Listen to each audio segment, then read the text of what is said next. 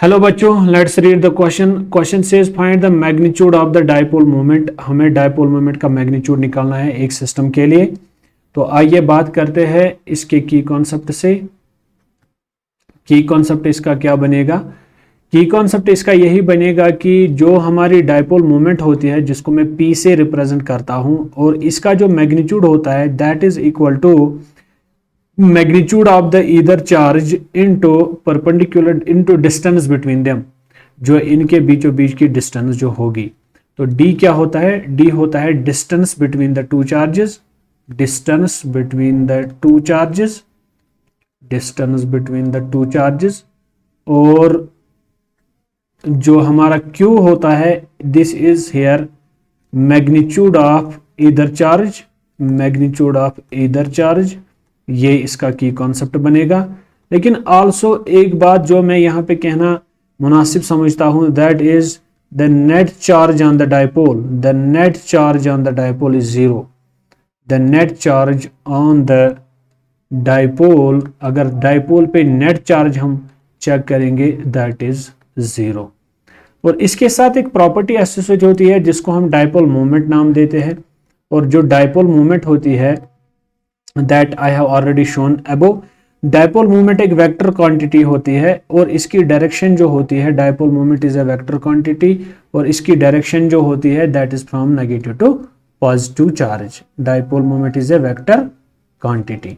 तो आइए अब इस क्वेश्चन को सॉल्व करते हैं। सबसे पहले हम देखेंगे यहां से आपका चार्ज जो है दैट इज +3q। क्या ये +3q इसके साथ डाइपोल बनाने में कामयाब हो जाएगा? आंसर इज नहीं। तो क्योंकि नेट चार्ज जीरो नहीं बनेगा, 3q + 2q, ये 5q बनेगा नहीं। तो अगर अब इसके साथ बात की जाए, ये 5q में से मैं एक चीज कर सकता हूं, इसके यहाँ पे मैं इसको ऐसे भी लिख सकता हूं 3q - 2q, यानी 3q - 2q जब मैं दोनों को जोड़ूंगा तो ये 5q बन जाएगा वापस। और इसमें से अगर मैं इस -3q को इस +3q के साथ कॉम्बिनेशन बना दूं तो ये हमारा एक डाइपोल बन जाएगा। और इस -2q की अलग जो कॉम्बिनेशन इस +2q के साथ बन जाएगी वो तो हमारा अलग डाइपोल बन जाएगा। तो इसका मतलब ये हुआ कि जो ऑलरेडी मैंने डिस्कस किया कि नेट चार्ज अगर मैं इन दो का देखूं, +2q -2q, answer is zero, net charge is zero. +3q - 3q यहाँ पे भी नेट चार्ज आपका जीरो बनेगा। तो नतीजा ये हुआ कि जो आपकी डाइपोल मूवमेंट यहाँ पे बनेगी that is -2q to +2q, तो आपका एक वेक्टर यहाँ की ओर इस तरह आएगा डाइपोल मूवमेंट का। तो यहां पे भी जो आपका दूसरा डाइपोल मोमेंट यहां पे बनेगा that is in this direction, जो यहां की ओर होगी। तो इसको मैं लेट अस सपोज P1 मान लेता हूं, इसको मैं P2 मान लेता हूं, और इन दो वेक्टर्स के दरमियान जो एंगल होगा that is 60 degree already shown. क्योंकि मैंने थोड़ा ओवरराइड किया चीजों को समझाने के लिए, यहां पे मैं अब इसका फाइनल सोल्यूशन लिखने की कोशिश करता हूं। जो हमारा नेट डाइपोल मोमेंट होता है, अगर हम उसका मैग्नीट्यूड देखेंगे that is equal to √ of, ये भी हमारा की कॉन्सेप्ट के अंदर ही आता है, that is P1² + P2² plus twice of P1 P2 into cosine of the angle between them, यानी कॉस ऑफ थीटा।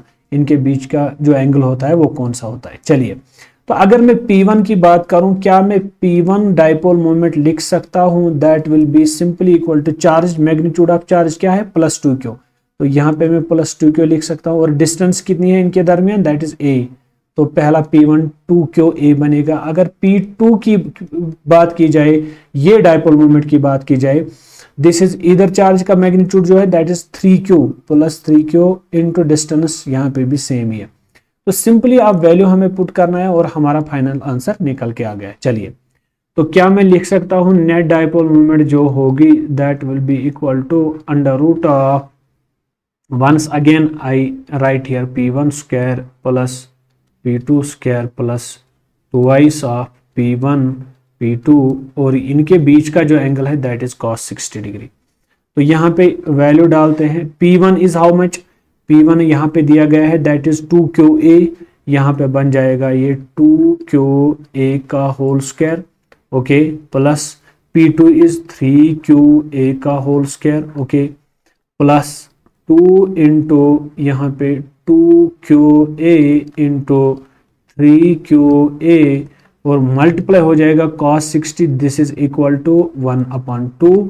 तो यहाँ पे अगर मैं पेन का कलर चेंज करता हूँ और इसका सही आंसर लिखने की कोशिश करता हूँ, 2 और 2 कैंसिल हो जाएगा।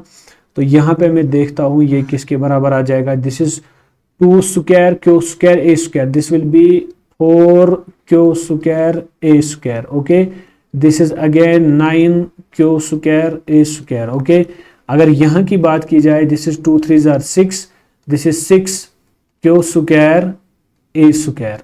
तो अगर मैं सबको जोड़ दूं तो मैं देखूं ये किसके बराबर आ जाएगा, this is 9 + 4, this is 13, 13 + 6 is, this is how much, this is 19।